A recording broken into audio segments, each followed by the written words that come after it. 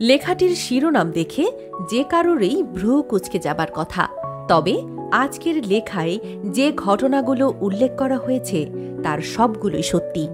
যে ৬ জন নারী সম্পর্কে এখানে বলা হয়েছে তাদের সবাই দীর্ঘদিন ধরে স্বামীর নির্যাতন সহ্য করে শেষে এ পথ বেছে নিয়েছিলেন। কেউ আবার স্বামীর পরকীয়ার খবর জানতে পেরে তার প্রতি এতটা নিষ্ঠুর হয়েছিলেন। নাম্বার ১, মিশেল হোগস। ১৯৯৫ সালের গ্রীষ্মের কথা। যুক্তরাষ্ট্রের মিসৌরি অঙ্গরাজ্যের জ্যাকসন কান্ট্রির বাসিন্দা মিশেল ও ড্যারিন হোগস দম্পতির মাঝে ছাড়াছাড়ি হয়ে যায়। বাড়িতে থেকে যান স্বামী ড্যারিন, চলে যান মিশেল।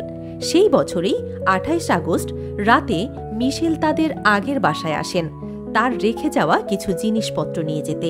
কিন্তু এসেই মাথা গরম হয়ে যায় তার, কারণ ড্যারিনকে আরেক নারীর সাথে দেখে ফেলেন তিনি।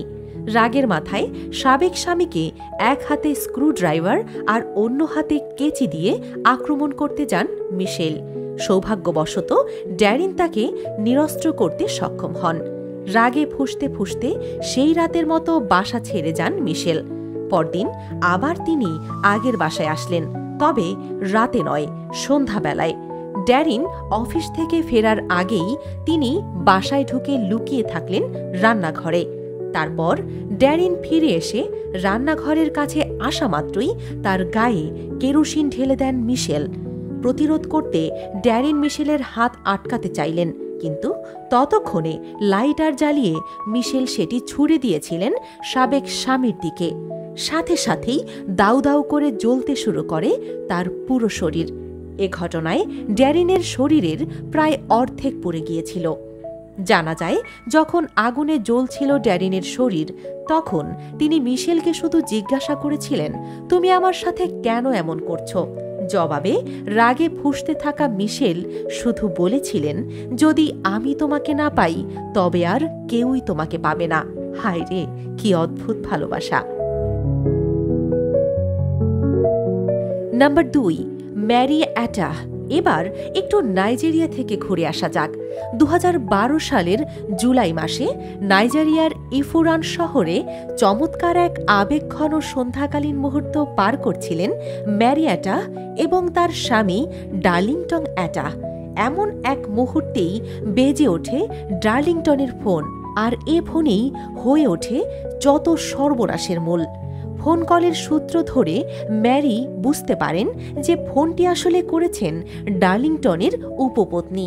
সাথে সাথেই যেন মাথায় বিস্ফোরণ ঘটে যায় ম্যারির। এক দৌড়ে রান্নাঘরে ছুটে যান তিনি, নিয়ে আসেন মরিচের গুঁড়া ও ছুরি। এসে প্রথমেই স্বামীর চোখে মরিচের গুঁড়া ছুঁড়ে মারেন তিনি। এরপর হাতে থাকা ছুরি সজোরে বসিয়ে দেন ডার্লিংটনের গলায়। এর পরেও রাগ কমেনি ম্যারির। রক্তাক্ত ডার্লিংটনের গায়ে আগুন ধরিয়ে দেন তিনি। এত আঘাত আর সইতে পারেননি বেচারা ডার্লিংটন।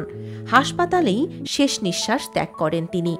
মনের জ্বালা যে ম্যারির মিটেছিল তা তো বোঝাই যাচ্ছে, তবে আইনের হাত থেকে তার মুক্তি মেলেনি। ২০১৬ সালে ফাঁসিতে ঝুলিয়ে ম্যারির মৃত্যুদণ্ড কার্যকরের রায় দেয় আদালত। নাম্বার ৩, রজনী নারায়ণ। অস্ট্রেলিয়ার অ্যাডিলেইডে স্বামী সতীশ নারায়ণকে নিয়ে সুখের সংসার পেতেছিলেন রজনী নারায়ণ। কিন্তু হঠাৎ করেই একদিন তার মাথায় আকাশ ভেঙে পড়ে যখন তিনি জানতে পারেন যে সতীশ আসলে পরকীয়ায় লিপ্ত।